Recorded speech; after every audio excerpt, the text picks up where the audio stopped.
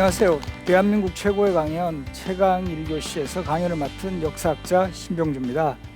저는 건국대학교 사학과에서 이 학생들을 가르치면서 특히 이제 조선시대 우리 역사의 여러 가지 장면들을 연구를 하고 있습니다.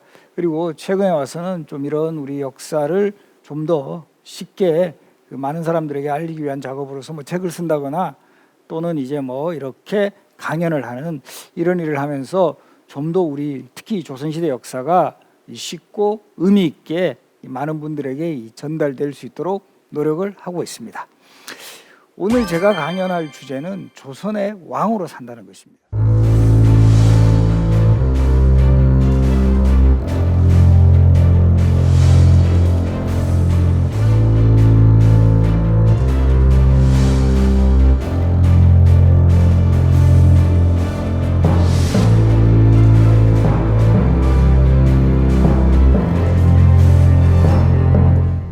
드라마라든가 영화 같은데 이렇게 우리 조선시대를 다룬 이런 프로그램 많잖아요. 그러면 이 조선의 왕들하고 이렇게 신하들하고 이렇게 회의하는 장면 많이 나오죠. 그때 이 신하들이 왕에게 어떤 이야기 많이 한 것 같아요? 좀 기억하시는 분, 장면들. 아니되옵니다. 통촉하여 주시옵소서. 대부분 좀 왕이 듣기에 좀 불편한 이야기 되게 많이 해요. 왜 이런 것들이 드라마나 영화에 이렇게 장면으로 나오냐 하면 그만큼 조선시대는 신권이 세요. 특히 신하들이 왕에게 정말 문제가 생긴다거나 이 왕이 정치를 잘못한다고 판단이 되었을 때는 그야말로 직언을 서슴지 않은 이런 문화가 형성이 돼 있다는 거죠. 그렇게 되려면 요즘 표현을 하면 이 시스템이 완비가 돼야 돼요. 이 제도가. 그래서 이 조선시대는 특히 언론 3사라고 해서 사헌부, 사관원, 홍문관 이런 직책에 종사하는 신하들에게 힘을 실어 주었고, 이런 사람들이 마음껏 어떤 왕이 좀 판단을 잘못하거나 이랬을 때는 좀 비판하고 견제할 수 있는 이런 역할을 또 하게 했다라는 거죠. 물론 이제 모든 시대가 이 신권이 세고 이러진 않아요. 또 경우에 따라서는 왕권이 또 강화될 그런 필요가 있는 그런 또 시기가 있다라는 거죠. 우리 대표적으로 중요한 정책을 빨리 이제 결정을 해야 된다거나 이랬을 때 계속 이게 논쟁이 거듭된다면 이 효율적으로 정책이 수행되지 못하잖아요.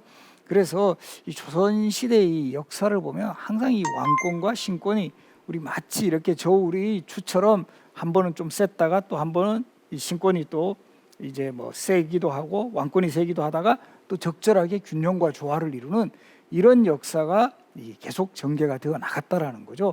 이런 관점을 가지고 이 조선시대의 이 왕들의 어떤 역사를 중심으로 해서 한번 우리 조선시대 이야기를 해보기로 하겠습니다.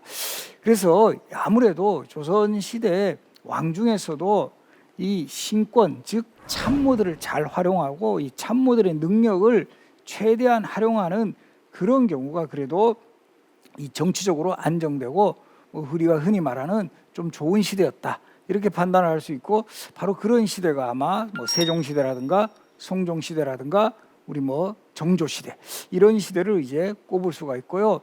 이런 왕들은 대표적으로 참모들을 잘 썼어요. 이 세종 마찬가지고 우리 정조, 이 정조하면 우리 정약용이라든가 최재공 이런 참모들을 잘 활용을 했다라는 거죠. 우리 지금도 그렇지만 어떨 때는 정말 경제가 가장 중요한 문제로 될 때가 있고, 또 경우에 따라서는 국제관계, 외교, 평화 이런 게 또 아주 중요한 현안이 될 때도 있고, 그런 것처럼 그런 시기에 왕들도 어떤 국정과제를 잘 설정을 하고 그 목표를 달성해 나가느냐, 이것이 정말 또 왕을 평가하는 잣대가 될 수 있다는 거죠. 그래서 우리 조선시대 왕이 이제 되는 과정부터 한번 살펴보면, 일단은 왕이 되려면 가장 큰 조건은 일단은 왕자가 돼야 되겠죠, 그죠? 소위 이 당시에는 세습 체제니까 왕의 이제 아들, 이 사람들이 이제 결국은 왕이 되는데, 이 또 단계가 있어요. 왕이 되는 과정에서 크게 4차례의 의례가 있습니다. 그래서 흔히 이제 관례, 요즘으로 치면 성인식, 그다음에 입학례라 해가지고 이제 왕이 왕세자 신분에서 성균관에 가서 공부를 하는 거예요. 이 왕이 되기 위해서는 뭔가 이제 학습을 많이 해야 되니까 그런 입학 의식이 있었고, 그리고는 이제 보통은 이제 왕세자로 책봉하는 책봉 의식, 그리고 이제 배우자를 맞이하는 혼례 의식, 이런 어떤 4단계의 의례를 거쳐서 이제 왕세자의 신분으로 있다가 그다음에 아버지인 왕이 돌아가시거나 하면 이제 그 왕으로 되는 이런 과정을 거치죠. 그리고 요 그림은 왕세자의 입학례라고 해가지고 보통 한 8세를 전후하면 성균관에 가서 입학의식을 치러요. 그런 장면을 역시 그림자로 남겼는데, 지금 보이시는 자료는 그 효명세자 입학도라고 해서 순조의 아들이었던 효명세자가 성균관에서 입학의식을 치르는 그런 장면. 이 효명세자라는 인물은 최근에 와서 아마 여기 보신 분들도 계실 거예요. 구름이 그린 달빛이라는 드라마 보면 요 효명세자가 등장하죠.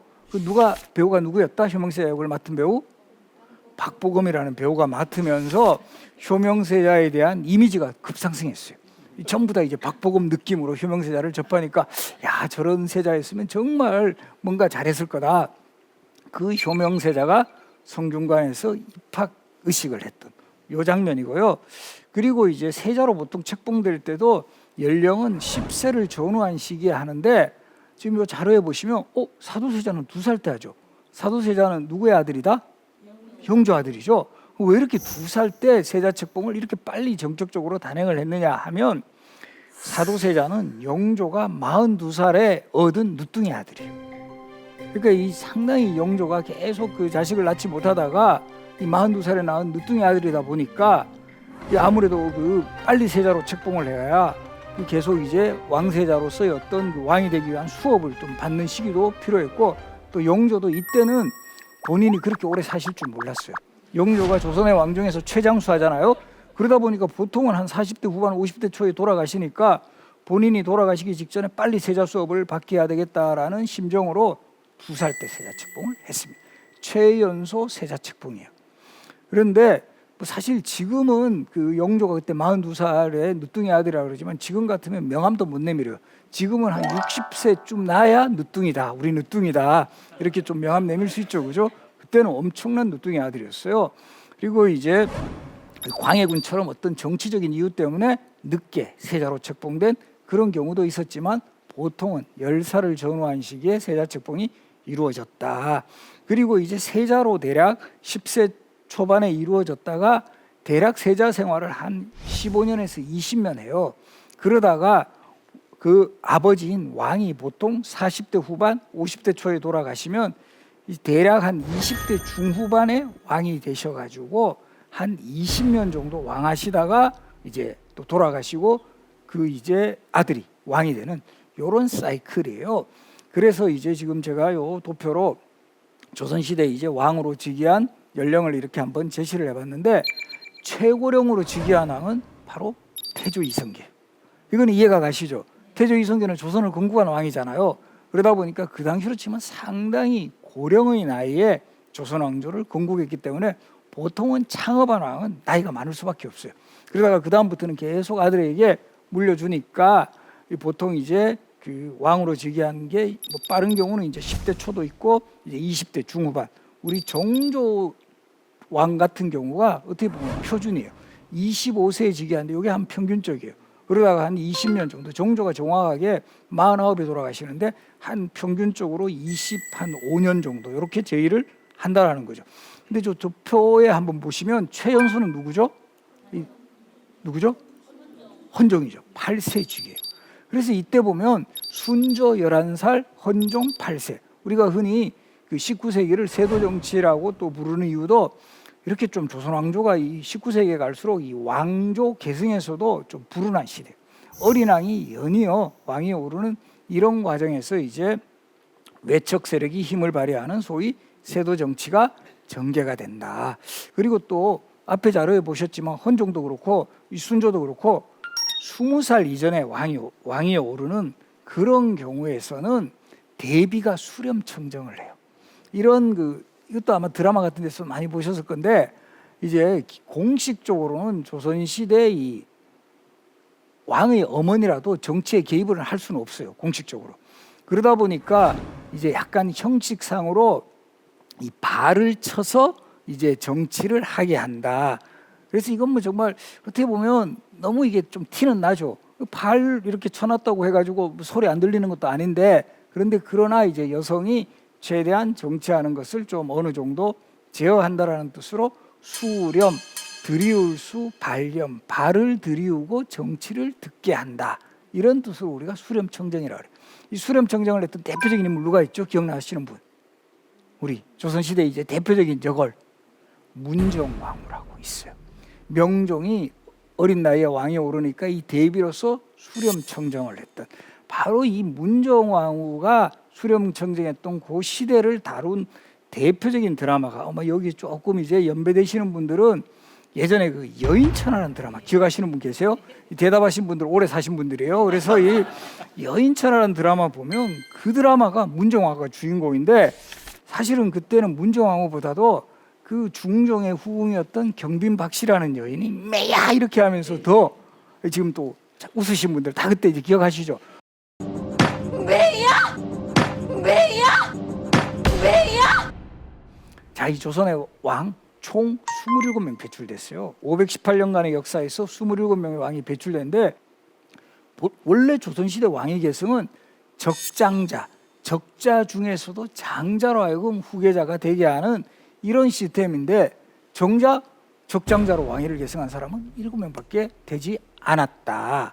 그 이유는 그만큼 조선시대 왕위 계승에서 많은 변수가 있었다는 거예요. 특히 이제 조선 초기에는 정변이라든가 뭐 무슨 반정 이런 게 많이 일어나고 후기로 갈수록은 이 적자 출신의 왕자들이 태어나지를 않아요. 이 놀랍게도 조선 후기에 들어가면 왕의 그 적자라 하면 왕비의 아들을 말해요. 조선시대 왕비는 무조건 한 명이에요. 이 왕비가 돌아가시면 계비를 맞이할 수 있는데 이 계비는 역시 왕비하고 똑같은 지위를 얻어요. 그래서 우리 뭐 대표적으로 우리 드라마에 많이 나오는 숙종의 왕비 인현왕후 같은 사람도 원래 계비예요. 첫 번째 왕비가 인경왕후인데 인경왕후가 돌아가시면 이렇게 계비를 맞이하는데 왕비가 살아있는 상태에서는 아무리 뭐 왕의 총애를 받더라도 왕비의 지위를 얻을 수는 없고 그러나 이제 왕실의 자식들을 안정적으로 확보하기 위해서는 왕비 한 명만 있으면 좀 불안하죠. 그렇게 해서 누구를 드릴 수 있다? 후궁을 드릴 수 있다. 바로 이 후궁 소생의 자식들이 왕실에서는 서자가 되는 거예요. 적자가 되지는 않는다라는 거예요. 그리고 이 후궁에서 풍계가 가장 높은 것이 빈이에요. 빈. 휘빈장씨, 숙빈채씨, 경빈박씨. 그러니까 후궁도 다 풍계가 있어요. 이 제일 그 후궁 중에 풍계가 낮은 게 종사품인 수건인데 이제 그 수건에서 뭐 이렇게 승진, 수경, 뭐 소위 수기 이런 식으로 승진을 하게 돼요. 근데 이제 빈으로 승진하려면 딱 감이 오는 게 있죠. 한방입니다. 어떻게 하면 된다? 빈으로 승진하려면 아들 낳으면 됩니다. 뭐 요즘 같을 때도 되게 필요한데 우리 지금 정부에서 출산 장려책 하는데 이때는 정말 이 후궁이 왕의 신임을 얻고 총애를 얻으려면 또 승진하려면 이 왕의 아들을 낳아야 된다. 그래서 이 조선시대 이런 왕위 계승사에 있어서도 후기로 갈수록 후궁 소생의 아들들이 연이어 왕이 오르는 그런 경우도 되게 많아요. 선조, 광해군, 우리 영조 잘 알고 있는 영조, 순조 다 후궁 출신의 그 어머니를 둔 왕이었다라는 거 이것도 기억을 하시고요. 자, 그런데 이제 조선시대 이 왕위 계승에서는 첫 번째 사례부터도 이 적장자가 후계자가 되지를 못해요. 태조 이성계가 아들이 총 8명 있어요. 첫 번째 왕비였던 신의왕후 한씨와의 사이에서 6명. 그 다음에 이제 계비로 맞이했던 신덕왕후 강씨와의 사이에서 2명. 그 중에 장남이 방후입니다. 원칙적으로 하면 방후를 세자로 책봉해야 됨에도 불구하고 방후가 아닌 막내인 방석의 세자 책봉이 이루어집니다. 그 이유는 바로 이제 가장 결정적인 것은 이때 첫 번째 왕비는 이미 돌아가셨고 이 계비가 이제 그 살아있는 상황에서 우리 뭐 이것도 뭐 드라마에 많이 나오는 장면인데 왕비 입장에서는 자기가 낳은 아들 왕 만들고 싶어 할 거 아니에요? 이거는 뭐 안 봐도 뻔해요. 뭐 우리 당시 왕인 이성계한테 계속 어필을 하는 거죠. 우리 막내 얼마나 이쁘냐고. 얘 왕 만들어 주세요. 이러니까 이제 이성계도 흔들립니다. 거기다 또 누가 결정적인 역할을 하냐 하면 우리 정도전이라는 분 기억하시죠? 정도전. 우리 조선 왕조 건국에 가장 중요한 역할을 했던 정도전은 어떤 생각을 가지고 있느냐 하면 조선이란 나라는 왕이 권력을 주도하는 것보다는 신하가 힘을 갖고 있어야 된다. 그런 입장에서는 정통성 있는 왕세자보다는 방석처럼 어리고 뭔가 아직 그 후견인이 필요한 이런 인물이 왕이 되는 게 더 유리하다. 그래서 이성계의 마음이 또 막내한테 가 있는 거를 간파하고 방석 뭐 후계자 돼도 좋습니다. 제가 잘 보필하겠습니다. 이렇게 되면서 전격적으로 방석의 세자 책봉이 이루어져. 여기서 제일 붕괴한 사람 누굴까요? 바로 이방. 우리 뭐 드라마 많이 보신 분들은 예전에 그 영웅 눈물에 뜨는 유동근 씨가 붕괴했고, 예전에 이제 그 정도전이라는 드라마에서도 우리 뭐 나오지만 이 태종이 가장 붕괴를 합니다. 가장. 태종은 태조 이성계의 5번째 아들. 그래서 이 형제들을 규합을 하는 거예요. 우리 형님들 어떻게 이 아버지가 정말 이런 잘못된 판단한 거 이거 되돌려야 됩니다. 이렇게 해서 이 군사들을 끌어모아 가지고 마침내 이 방석의 가장 큰 후견인 누구다? 정도전. 이 정도전을 결과적으로 공격을 하는 거예요. 그래서 이 정도전이 술을 마시고 있는 현장을 급습을 해가지고 정도전을 결국 처형하고 그 여세를 몰아서 방석마저 유배 보냈다가 처형시킨 사건을 우리가 역사에서는 뭐라고 부를까요? 왕자의 난이라고 부릅니다.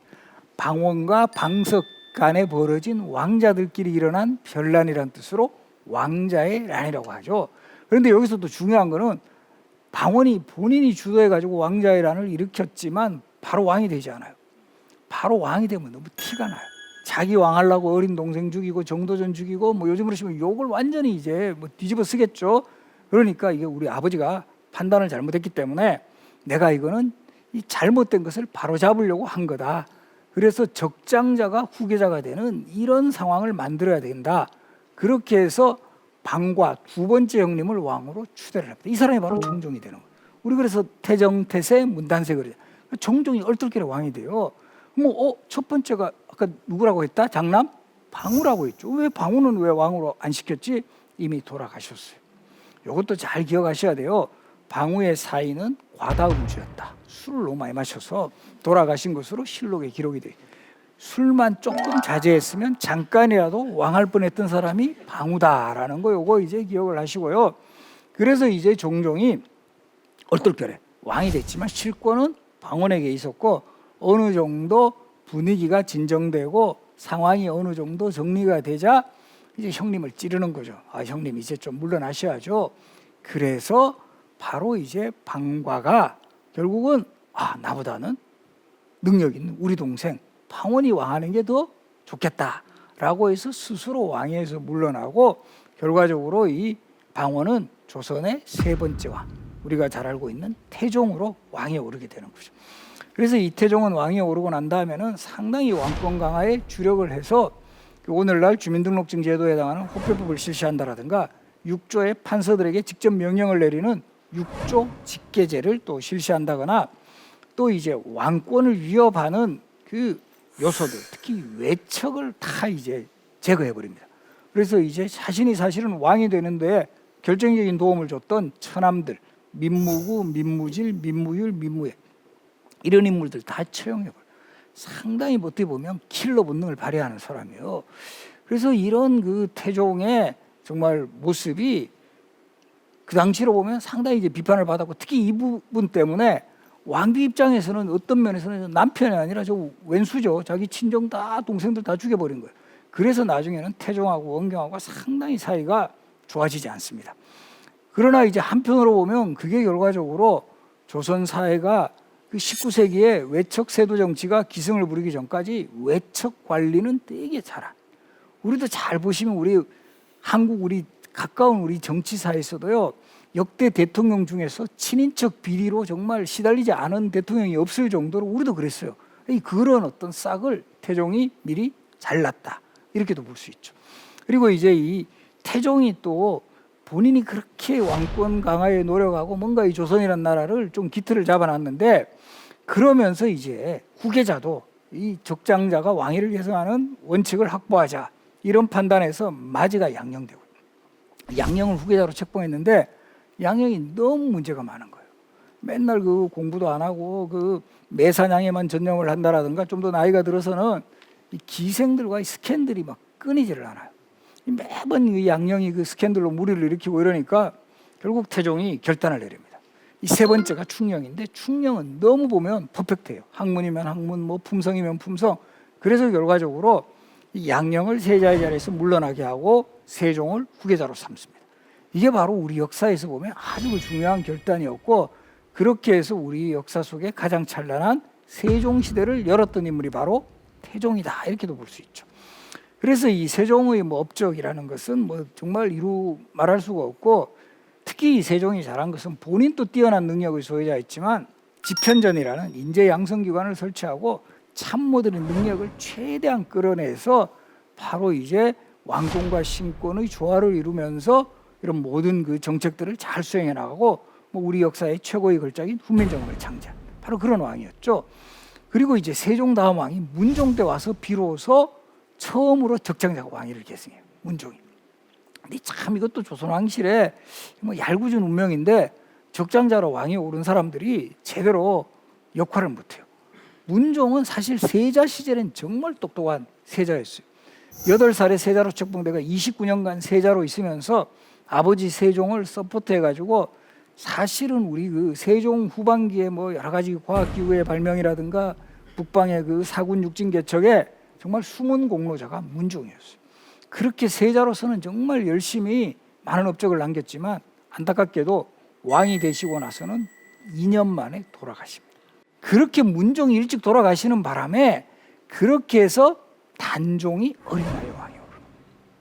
그리고 잘 알다시피 단종의 비극은 너무 어린 나이에 왕이 올라서 이 신권이 비대해졌다라는 것을 이제 파악했던 그 삼촌인 수양대군이 결과적으로 단종으로부터 이 왕위를 찬탈하게 되죠. 자, 여기서 우리가 중요한 것은 이 흔히 계유정난이라 해가지고 수양대군이 쿠데타를 일으켜서 이때는 권력을 잡은 거예요.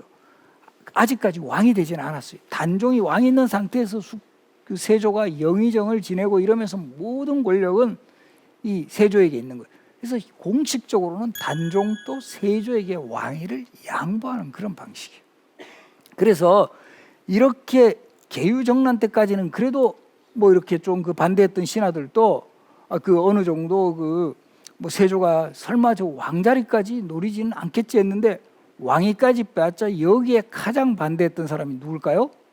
사육신, 바로 성산문, 박평년, 이런 사람들이 결국 주도해가지고 단종 복위 운동을 일으키면서 세조 때는 또 이런 바로 사육신의 충절을 계승하는 그런 또 정치 세력이 형성되는 계기가 돼요. 그러나 우리 세조라는 왕은 또 어떤 쿠데타로 권력을 잡은 또 이런 그늘 이외에 나름대로 업적은 많이 또 쌓았어요. 본인의 그런 어떤 것들을 좀 만회하기 위해서 상당히 어떤 왕권 강화에도 노력하고, 조선의 헌법인 경국대전을 처음 편찬해가지고 나중에 성종대 완성하게 하고, 또 이 세조 같은 경우는 행차도 자주 나가요. 요즘으로 치면 민심, 나 그렇게 무서운 사람 아니다, 나 좀 지지해달라. 그리고 이 조선왕 중에 이 술자리 정치 제일 많이 한 사람도 세조예요. 왜 그러냐? 신하들하고 자주 불러 모아가 회식하면서 나 그렇게 나쁜 사람 아니다, 나 좀 지지해줘. 사실 이런 모습을 많이 보이는 인물이 세조였고요. 그런 술자리 정치를 통해 가지고 자기의 어떤 좀 그런 불법적으로 차지했던 정권에 대한 어느 정도 좀 뭔가 무마를 하는 이런 모습. 그러니까 이런 상황들을 보면 예전 왕이나 우리 지금의 가까운 현대사의 그런 정치인이나 상당히 닮은 꼴들을 발견할 수 있습니다. 근데 안타깝게도 세조도 맏아들이 또 일찍 죽어요. 의경세자라고. 이 의경세자가 일찍 죽게 되는데, 이 의경세자의 부인이 또 이건 아마 드라마에서는 아주 유명한 분이에요. 인수대비. 우리 소혜왕후라고 나중에 성종의 어머니가 되고 인수대비. 드라마 또 많이 보신 분들은 우리 최실아 씨로 알고 있죠. 그래서 바로 요 의경세자가 요절하는 바람에 이 예종은 세조의 두 번째 아들이었어요. 역시 적장자가 아니었죠. 그리고 이제 예종이 또 빨리 돌아가시면서, 예종은 1년 2개월간 왕위에 제의를 했어요. 빨리 돌아가시면서 이때도 원래로 하면 제한대군이라고 있었어요. 제한대군이라고 있었는데 4살밖에 안 돼요. 아무래도 왕실에서 나중에 이제 헌종은 8살에는 왕위에 오르잖아요. 어떻게 8살은 어떻게 되겠는데 4살은 아무래도 이거 기저귀 차고 왕하기는 좀 힘들지 않겠는가, 이렇게 판단을 해서 결과적으로 그럼 후순위가 누가 되느냐 하면 바로 이 의경세자에게 아들이 2명이 있었어요. 월산대군, 잘상군. 그럼 그 넘버 2는 이제 월산대군인데, 월산대군이 아닌 잘상군이 왕이 오르. 이 잘상군이 왕이 오르는데 바로 그 유명한 또 사극의 또 주인공으로 등장하는 인물이 있습니다. 누굴까요? 한명회, 바로 이 잘상군의 장인이었어요. 나중에 우리 성종이 되는 이 잘상군의 장인이었기 때문에 그 당시에 한명회가 또 막강한 권력을 차지하고 있었고, 그래서 이 한명회의 어떤 좀 힘을 좀 왕실에서도 빌릴 필요가 있다라고 판단을 해서 바로 이제 그 성종이 왕위에 오르는, 크게 보면 제한대군, 월산대군 다음에 넘버 3에 위치해서 왕위에 오르는 거예요. 그래서 우리 또 이런 것도 보면 좀 재밌는 그 상황을 볼 수 있는데, 사극 같은 데 보면 한명이 되게 조금은 그렇게 뭐 외모가 뭐 좋은 이런 분들이 한명의 역할을 하지 않잖아요. 뭔가 모사꾼의 뭔가 조금은 그런 캐릭터로 나오는데, 사실 우리 역사 실록 기록에 보면 한명이 되게 외모 훌륭하고 나와요. 풍채도 좋고 잘생긴 걸로. 그럼 그 정말 우리 드라마에 보이는 한명회가 진짜를 같으면, 아니면 기록이 더 맞을 것 같아요? 기록이 더 맞겠죠. 그리고 이 성종이라는 왕이 조선 전기의 문물과 제도를 잘 정비를 했던 왕이에요. 그래서 왕의 이름도 성종이 되는 거예요. 성종. 완성할 성자. 우리가 조선시대 왕의 호칭은 살아생전의 호칭이 아니에요. 왕이 돌아가신 후에 종묘에 신주를 모실 때 이 왕의 업적을 딱 한 글자로, 뭐 어지셨다 인종, 학문에 뛰어나셨다 문종, 이런 식이 되는데, 바로 이 성종은 뭔가 그 시대의 사람들도 완성을 했다라는 이런 의미가 있었기 때문에 왕의 그 묘호가 성종이 되었다. 그래서 우리 보면 역설적으로 지금의 우리 조선의 27명 왕 중에 자기 이름 알고 그 돌아가신 왕은 2명밖에 없다. 누구죠? 연산군, 광해군. 이런 사람들은 다 왕자 시절의 호칭이에요. 그러니까 이름 알고 나머지 왕들은 다 돌아가신 후에 붙인 그런 호칭이다. 그래서 이게 정말 먼 미래에, 우리 요즘 정말 과학이 발달하잖아요. 그래서 뭐 조그만한 뭐 뼈 조각 하나로 정말 뭐 사람이 이제 뭐 복제가 되고 부활을 한다. 그랬을 때 조선 왕 중에 무덤 속에서 나올 수 있는 왕은 연산군과 광해군밖에 없다. 딴 왕들은 이름 몰라서 못 나올 수 있다라는 거. 뭐 영조 나오세요, 뭐 정조 나오세요. 근데 내가 이름 그런 거 없었는데, 이렇게 이제 생각할 수 있다라는 거. 자, 이 성종의 아들이 그 문제적인 인간 연산군이에요. 이거 적장자예요. 진짜 이 적장자로 오래간만에 왕위에 올랐는데 그렇게 이 사고를 치고 정말 조선 역사상 최악의 군주잖아요. 정말 폭정의 아이콘이에요. 그리고 독재적 성향이 너무 강해요. 이 땅에 뭐 풀 한 포기 땅 하나 내 것이 아님이 없다. 그리고 연산군이 제일 싫어하는 게 능상, 왕을 모욕한다. 그래서 조금이라도 뭐 왕이 지시하는데 뭐 어그러지면 이 사람 막 너무 쉽게 처형해요. 뭐 정말 최악의 사례는 뭐 이런 게 있는 거예요. 이 뭐 왕이 이제 내주는 시제, 우리로 치면 이런 여러 가지 뭐 백일장 같은 거 이런 거 있죠. 이런 거를 하면서 이제 시를 한 편씩 지어 올려라 이렇게 됐는데, 뭐 어떻게 하다 보면 우리도 그렇잖아요. 저도 이제 학생들 중간고사 치면 답안지 2장 쓰는 사람 많거든요. 그렇다고 제가 뭐 처벌을 하지는 않거든요. 근데 2편 썼다고 해가지고 처형당하는 사람도 있어요. 내가 한 편만 쓰라는데 네가 주제 넘게 이런 정말 어처구니 없는 상황까지 나오고, 또 연산군의 소울메이트 중에 우리 장록수라고 알죠. 이 정말 그 흥청 출신, 기생 출신이었다가 일약 연산군의 눈에 들어가지고 이 후궁으로 되었고, 그야말로 뭐 요즘 표현하면 국정농단의 주역이 되는 거예요. 연산군을 어린아이처럼 부리고 노예처럼 부렸다. 뭐 이런 표현이 나오고, 모든 권력이 그녀의 손아귀에서 나왔다.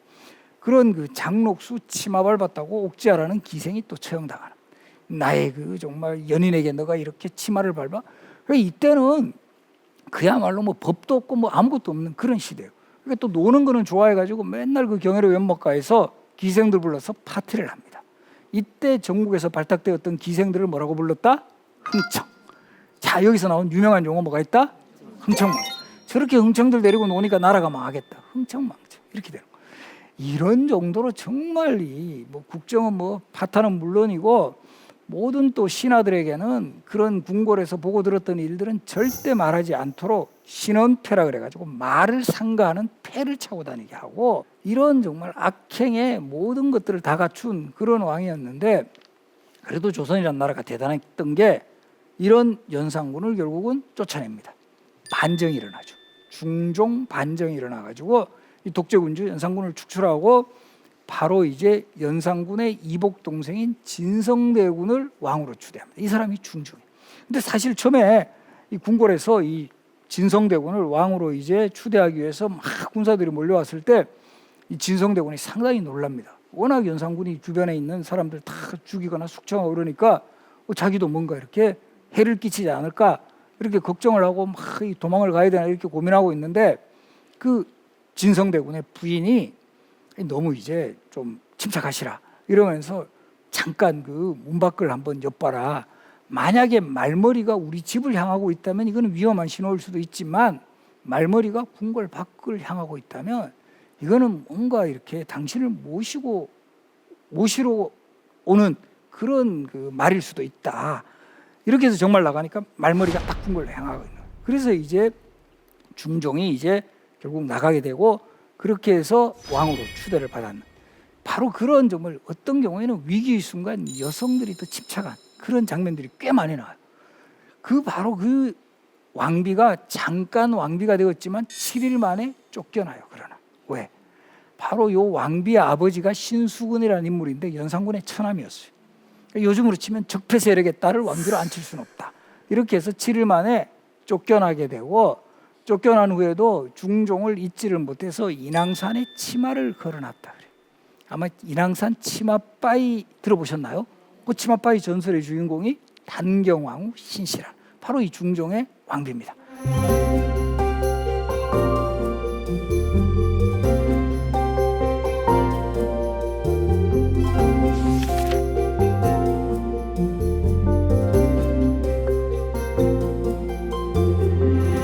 명종이 조카였던 하원군, 하룬군, 하성군 요 세 명의 조카들을 좀 이뻐해가지고 이들 중에서 내가 좀 후계자를 한번 삼아야 되겠다 해서 한 번은 이 세 명을 불러가지고 왕이 쓰고 있는 익성관이라고 있어요. 이거를 보여주면서 너희들 이거 한 번씩 써볼래 이렇게 된 거예요. 그러니까 이제 막 두 형님은 이게 웬 떡인가 이거 뭐 왕 한번 대보라는 거니까 익성관을 쓰고 막 요즘으로 치면 막 셀카 찍어가지고 SNS에 막 보내고 좋아요 눌러주고 나 왕 됐어 막 이러고 있는데 막내인 하성군만은 쓰지를 않아요. 너는 왜 이걸 쓰지를 않네요? 뭐라고 대답한다? 이것은 왕만이 쓸 수 있는 것입니다. 어찌 제가 감히 이걸 쓰겠습니까? 명종이 이를 기특하게 여겨 왕세자로 삼았다. 이런 기록이 있어요. 예나 지금이나 우리 테스트 잘 받아야 된다. 면접 잘해야 된다. 이런 사례를 보여주는 대표적인 인물이 바로 선조였고요. 바로 이런 일화에서도 보듯이 상당히 총명했어요. 특히 왕이 되었어도 상당히 그 기존에 그 어떤 뭐 보수 세력 이외에 살인파 세력이라든가 이런 세력들도 적극 등용하고 우리가 잘 알고 있는 율곡, 이이, 유성룡, 정철, 오성과 한음의 주인공인 이항복과 이덕형 이런 사람들이 다 선조 시대에 등용되는 사람들이에요. 초반에는 선조가 상당히 좀 학문적으로 이렇게 융성하는 그런 시대를 잘 만들어 나갔는데 바로 이 선조의 스타일을 구기는 대표적인 사건이 일어나죠. 뭐죠? 임진왜란. 어쨌든 우리 역사에서 전쟁이라는 상황을 초래한 왕은 이거는 준엄한 비판을 면치 못해요. 그리고 그때 이 선조가 또 보여준 좀 무능했던 모습. 혼자 살겠다고 피난을 너무 멀리 가셨어. 원래 서울을 피난 가는 건 어쩔 수 없어요. 워낙 저 파죽지수로 일본군이 몰려왔으니까. 근데 최소한 평양쯤에서는 사수를 해야 되는데 너무 이제 여차하면 명나라로 가겠다. 이게 이제 백성들을 확 실망시켰고 그리고 이때 선조도 자기도 후궁 출신의 그 왕이었기 때문에 바로 요 적장자가 또 후계자가 없었어요. 그래서 계속 이걸 미루고 있는 거예요. 후계자 지명을. 그러다가 이게 워낙 이제 위기가 닥치니까 광해군을 후계자로 책봉을 하는 거예요. 18살 광해군. 그러다 보니까 이제 이럴 때 또 바로 자기는 좀 아주 안전한 곳에 피난을 가면서 이 아들 광해군은 뭐 요즘 표현으로 하면 험지, 너는 좀 험지에서 뭐 젊었으니까 좀 이렇게 의병들도 모으고 좀 전쟁 그 한복판에서 좀 해봐라. 이렇게 해서 광해군이 임진왜란 때 사실 참전 활동을 해요. 이것이 사실 광해군이 훗날 왕이 되어서 국방이라든가 외교에서는 상당히 탁월한 능력을 발휘할 수 있는 또 하나의 기반이 되었다. 그리고 이렇게 선조가 너무 멀리 피난을 가다 보니까 바로 이제 임진왜란이 끝난 이후에 농공행상을 하는 과정에서 임진왜란 유공자 표창 같은 거예요. 요즘으로 치면 실제 전쟁에 참여해서 정말 싸워서 나라를 지킨 이런 공신들 우리가 선무공신이라고 해요. 선무공신은 18명밖에 임명되지 않았는데 비해서 본인 선조를 따라 피난에 동참했던 사람은 무려 80몇 명, 거의 5배 가까워. 그러니까 선조 인식은 뭐냐면 임진왜란을 우리가 결과적으로 일본군을 몰아낸 거는 명나라가 우리를 도와줬고 바로 내가 피난을 잘 가서 그렇다. 의병장 중에서는 뭐 우리 잘 알고 있는 뭐 곽재우라든가 뭐 조헌 이런 인물들 한 명도 그 공신책봉이 안 돼요. 이런 것이 결과적으로 바로 역사바로 세우기가 잘못되었다. 바로 이런 것은 우리가 좀 준엄한 비판을 해야 된다.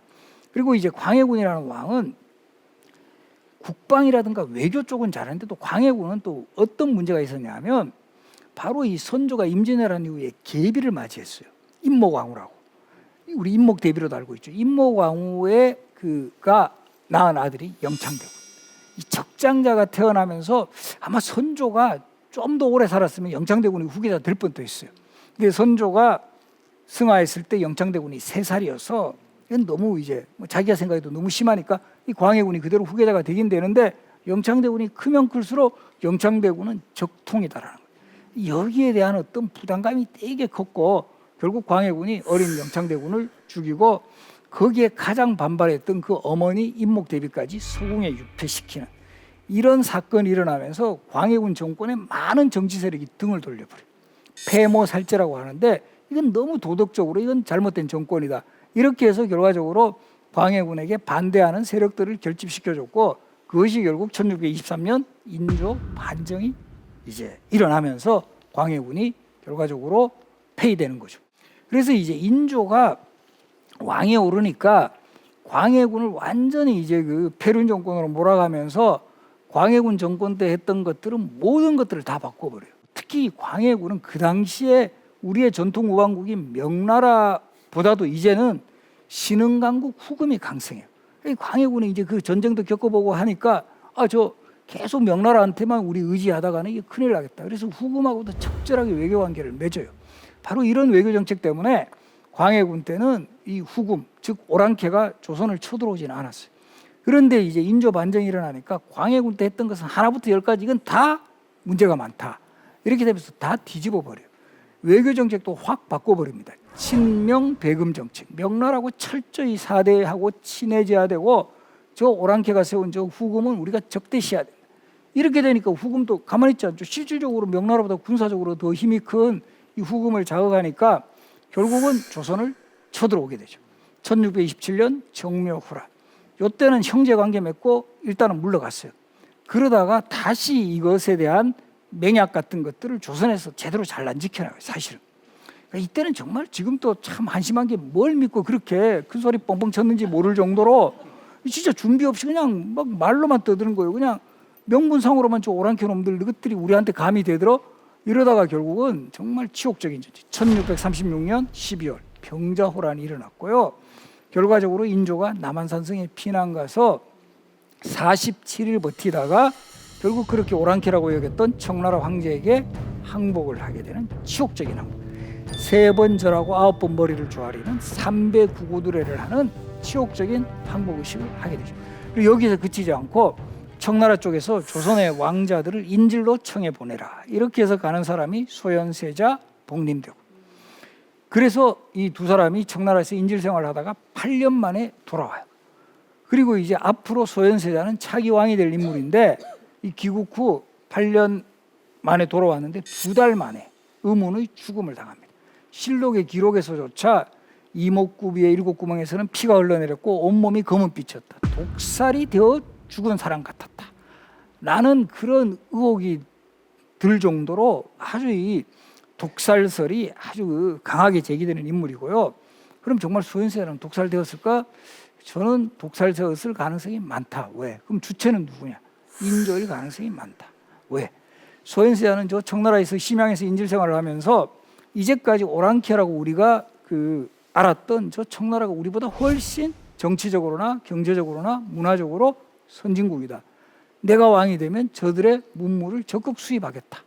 이런 생각을 하는 거예요. 돌아와서 아버지하고 이야기하는 게 안 맞는 거예요. 인조는 이렇게 당한 저 오랑캐 놈들에게 우리가 반드시 복수를 해야 되겠다 이렇게 생각하고 있는데 아들놈이 와서 아버지 그런 생각하시면 안 됩니다. 우리가 저 오랑캐라고 보면 안 돼요. 우리보다 훨씬 더 잘 살고 있습니다. 우리가 저들의 문물을 수용을 해야 됩니다. 이게 갈등이 일어났고 그 과정에서 이 소현세자가 의문의 죽음을 당했고, 그리고 정말 병으로 돌아가셨거나 하면 그 아들이 3명이나 있었어요. 소현세자 아들. 마지인 석철은 10살이었거든요. 아직 인조는 돌아가시지 않은 상태고 충분히 앞으로 왕을 할 수 있는 위치에 있었는데, 이때 이유는 나이가 어리다 라는 이유로 이 소현세자 아들들 다 제끼고 이 두 번째 아들 복림대군을 후계자로 지명을 합니다. 이 복림대군은 딱 느낀 거죠. 아버지의 이제 그 어떤 지침은 저 청나라에게 복수를 해달라. 그래서 이 복림대군이 형인 소현세자를 결과적으로 보면 대신해서 왕이 되고 나서는 정말 그야말로 자나깨나 북벌을 외친 거예요. 효종하면 항상 우리 교과서에서도 북벌이 나와요. 근데 이건 정말 어떻게 보면 진짜 그야말로 그 당시에는 국력이 상대가 안 되는 상황에서 이 북벌은 그야말로 비현실적이었고, 그야말로 그 전쟁에 오랫동안 지쳤던 백성들을 더 힘들게 했던 그런 상황이었어요.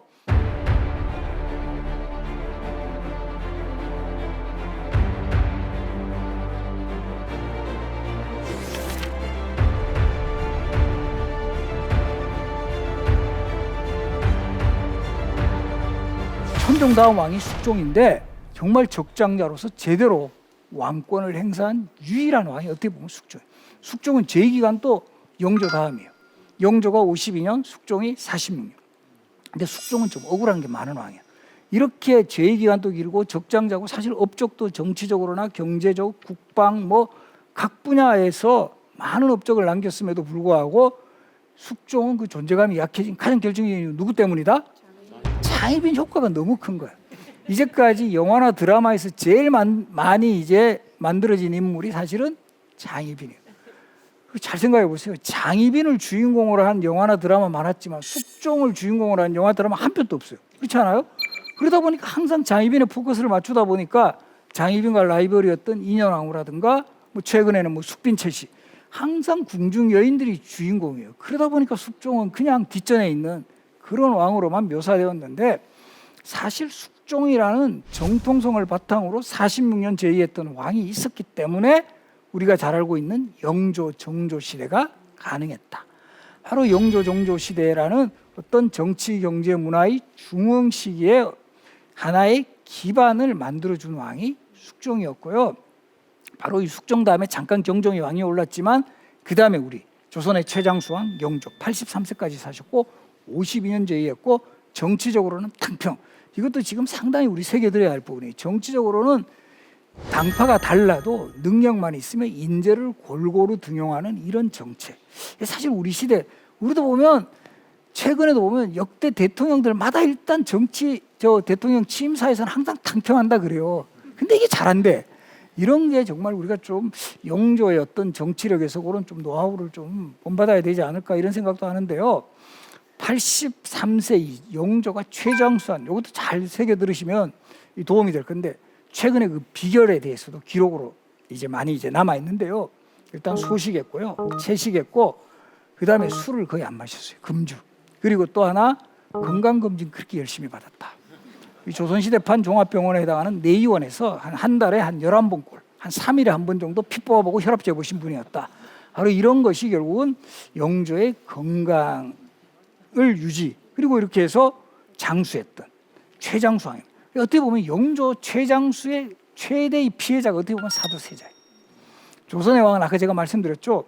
보통은 한 20대 후반에 왕이 되셔서 한 20년 정도, 한 40대 후반, 50대 초에 이제 돌아가신다. 20년 정도 왕하시다가, 근데 영조 너무 피 뽑아보시고 막 그 소식하고 채식애가 결국은 52년은 두 사이클을 하시는 거예요. 가장 강력한 경쟁자가 누가 된다? 아들이 되는 거예요. 사실 사도세자가 뒤주에 갇혀 죽은 가장 그 비극의 중요한 원인 중에 하나가 영조의 이례적인 장수도 한 몫을 했다. 그러나 어쨌든 사도세자의 비극을 뚫고 손자인 정조에게 왕위가 계승되었고, 정조도 또 할아버지를 꼭 빼닮아 정말 이 할아버지의 장점만을 잘 개성을 해가지고 이 시대적 과제를 인식하고 우리가 잘 알고 있는 이런 그 시대가 필요한 개혁 정치를 단행하면서 지금 정조의 그 개혁 정치 현장이 잘 남아 있어요. 수원에 가면 수원 화성, 유네스코 세계 문화유산으로 지정되어 있습니다만은 바로 이런 화성 건설을 통해서 개혁 정치를 또 완성해 나갔습니다만은, 안타깝게도 정조 사후에 조선시대 왕위 계승은 연이어서 순조 11살, 헌종 8살, 철종은 사실은 또 왕위 계승에 아예 멀리 떨어져 있다가 선대 용모 혐의로 유배 가서 강화도에 농사 짓고 있다가 이런 사람을 얼떨결에 불러와서 왕으로 만든 사람이에요. 그러다 보니까 왕이 제대로 정치를 하지 못하고 그 빈틈을 소위 세도가문, 안동김씨, 풍양조씨, 뭐 반남박씨, 경주김씨 등등 이런 소수 세도가문이 권력을 집중해 나가면서 이 정말 이제 백성들이 가장 힘들어지는 거예요. 그래서 이때 이 세도 가문에 줄을 대 가지고 매관 매직이라 그래 가지고 관직을 돈으로 사고 팔아요. 그러다 보니까 이제 돈으로 관직을 샀던 수령들은 본전을 뽑아야 되죠. 그럼 누구를 착취한다? 백성을 착취. 그 요즘 표현을 하면 먹이 피라미드 최하위층에 있는 백성들은 이게 정말 다 뜯기는 거예요. 도저히 못 살겠다. 1811년 홍경내란이 일어났고요.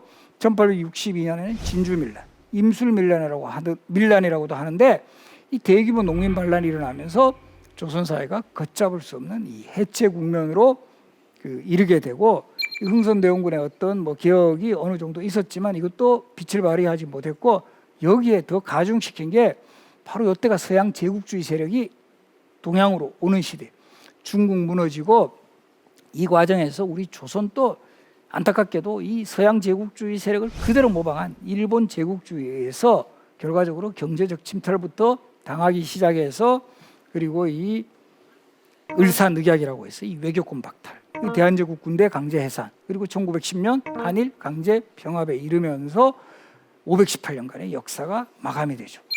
총 27명의 왕이 제의를 했고요. 태종이나 세조처럼 이 왕권을 상당히 강화했던 이런 스타일의 왕도 있었고 광해군이나 정조처럼 개혁이 요구되던 그런 시대를 또 살았던 왕도 있었고 세종이나 또 성종처럼 왕이 또 능력을 보이면서도 이 참모들을 잘 활용해서 이 정말 어느 정도 조선이라는 나라의 어떤 기틀을 또 안정시킨 이런 다양한 스타일의 왕들이 있었어요. 그래서 우리가 결과적으로 이런 왕들의 행적을 통해서 현재 우리가 또 어떤 식의 어떤 리더십을 잘 이제 수용을 해야 될 건가, 이런 부분은 사실 우리들에게 또 과제로 남아있다. 그리고 특히 오늘날 이 민주사회가 도래했다고 하지만은 전통시대 왕들이 특히 이제 성군들이 추구했던 덕목들, 도덕성과 청렴성, 뭐 소통과 포용의 리더십, 민본정치, 이런 것들은 지금 정말 21세기 지금 이 시대에도 여전히 유효하다라는 점을 우리가 잘 이제 새겨 나가야 될 것이다.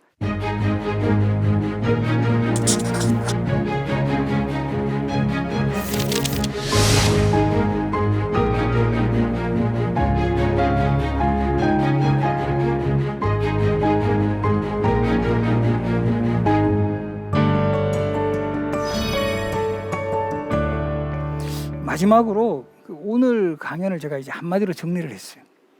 뭐 이렇게 여기 딱 자막에 뜨니까 웃으시는 분도 있는데 조선의 왕은 극한 직업이었다.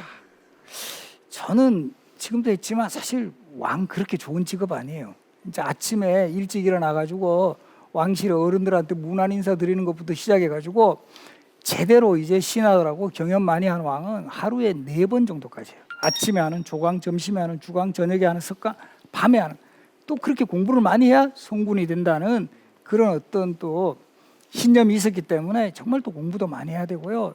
또 이 신하들이 또 비판하고 견제하는 이런 거 다 들어야 되고 또 백성들 그 어떤 어려운 상황 이런 거 다 이제 살펴야 되고 이런 거 다 제대로 챙기려면 정말 그런 거 다 수행하려면 그야말로 이 극한 직업이었다. 그래서 이 조선의 왕의 그 뭐 여러 가지 스토리 같은 거는 관심을 가지면서 나 왕 돼야 되겠다 이렇게 이제까지라도 생각하셨던 분들은 접으시는 게 좋지 않을까 이렇게 생각을 합니다. 지금까지 대한민국 최고의 강연 최강일 교시 신병주였습니다. 감사합니다.